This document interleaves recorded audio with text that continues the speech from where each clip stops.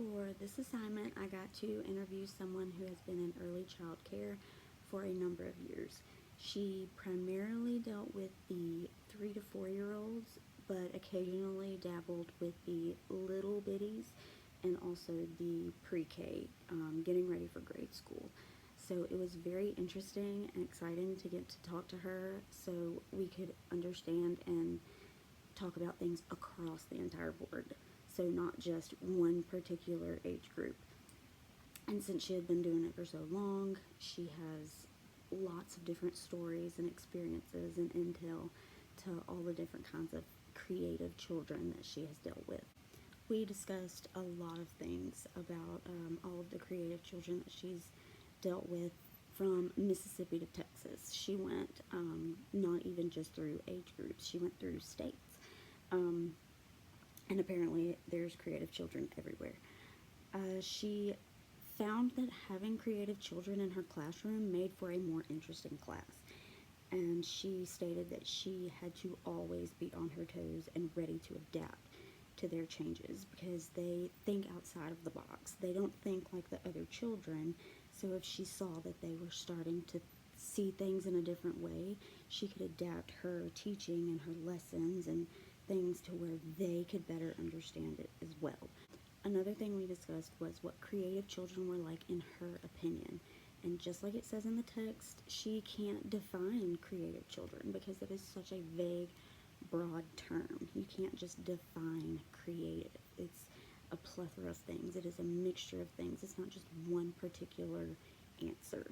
She said that creative children can be so many different things all at one time, and it really depends on what their mind is thinking at that time. So many dreamers, so many artists, so many storytellers, and they can't all be defined as one particular thing because they don't all think the same way. Their work is always done differently. You can't put a model out for them and expect them to conform to the way of teaching that you would like them to because they can't think in that form. They think outside of it. They think drawing, they think color, they think artistic, architectural. They don't think I have to do this assignment in this way. Even in normal activities, she saw that they expressed their responses in creative ways. So even in a normal setting, they have to be creative. They can't stifle their creativity. Every kind of activity that they were involved in, she said that they all added their little bit of flair. So no matter what creative outlet they used, they all had a particular flair that they gave. She also stated that in her area, most of her creative children were big into the artistic, the drawing, the coloring, and occasionally some of the building, forts, pretending to build towns out of blocks, that sort of thing. And aside from that, she got really excited about this part. She said that there were the creative children who were huge storytellers. It's not just your normal everyday storyteller, just this big elaborate story, and they had to tell you every small detail, especially in the middle of circle time, which she said was the best time for them to tell their stories, right? Everybody was around to listen, even though it was so hard to keep her straight face and tell the child that we just can't do that right now.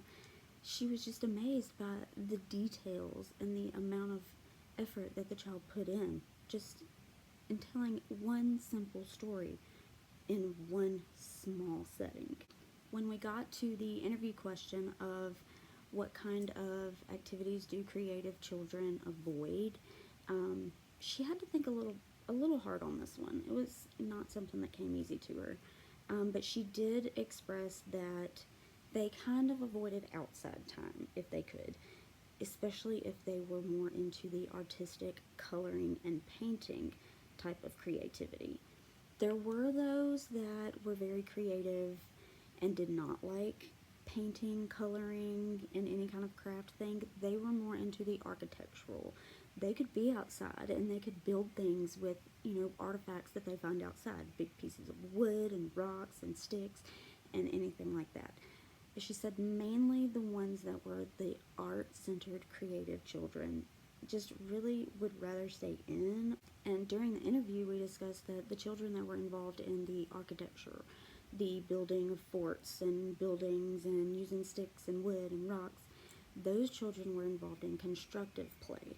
So they were building things and making things out of things that existed. They weren't really interested in classwork.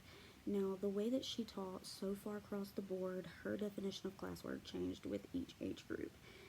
But we're going to, for the sake of this, say that it was the 3 to 4 year olds and their classwork, letters, and things of that nature. They did it, and they knew they had to, and they did it. But she said usually she would turn the paper over and there were doodles and something that the child just came up with instead of just the assignment. They did the assignment, but they still had that creative realm rolling around, and they still expanded on that onto the back of the paper. So basically the children, they did what they wanted after they did what they had to. So they finished what they had to do so they could get back to what they enjoyed. And I just thought that was really interesting, because that's something that I would do if I enjoyed reading. I would do my work so I could read. Another question I asked her in the interview was how she set up her classroom for the curriculum and to adhere to the creative children and the other children as a whole, because we can't just talk about one particular set of students. She has all of them in her class. She makes sure that there are centers designed for those and to what they enjoy. And she would also incorporate those things into their studies and their lessons and the things that she's trying to teach for that day, but to where they can understand it as well. So she also liked to give them time throughout the day to do things that they enjoyed, other than just the things that she needed them to do for their curriculum and their lesson. So she would create a block of time outside of that she taught her lesson for those creative children to go and use what they just learned into a way that they enjoy and can understand it better. So as it says in the text, she is creating an environment for child-centered play. She is setting up the stage, but she's letting the children decide how they are going to use that lesson and that knowledge and add on to what they already know.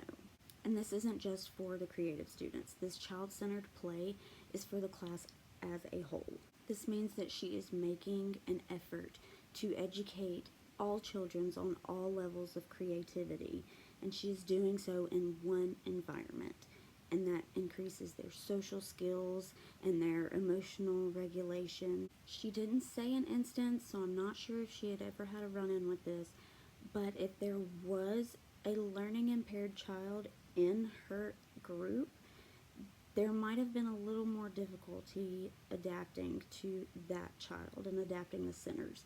That would just take a little more effort and a little more creativity on the teacher's part to kind of figure out how to change things to accommodate to that child. As we kept talking and we got into the way that she talked to parents and encouraged them to support their creative children, she said that she would send home notes with the parents and would always tell them about all the creative things that those children would do throughout the day. That way they knew that at school, this is what they enjoyed for the majority of the time, so they knew they were most interested in this. She would also send home their creations, things that they made, or if it was an architectural project that they did, building with blocks or things like that, she would take a picture of it and send that home. As she was telling me about this, I remember that in the text, Susan Isaacs defended the rights of children to play and to support them and have their parents support them. Susan Isaacs also mentioned that that is a child's natural resource for learning, which if you really think about it, it is their innate ability to learn. They can't help it. It just comes out, and that's how they learn. They are not taught to learn that way. They just do. So it's their natural resource for learning. As I asked her about the challenges that she has had with creative children in her classroom, she kind of paused, and it took her a little bit, but then she had a very good answer.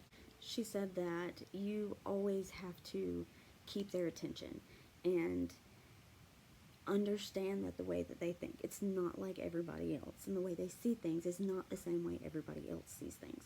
So you have to be very flexible and be able to change things just in an instant.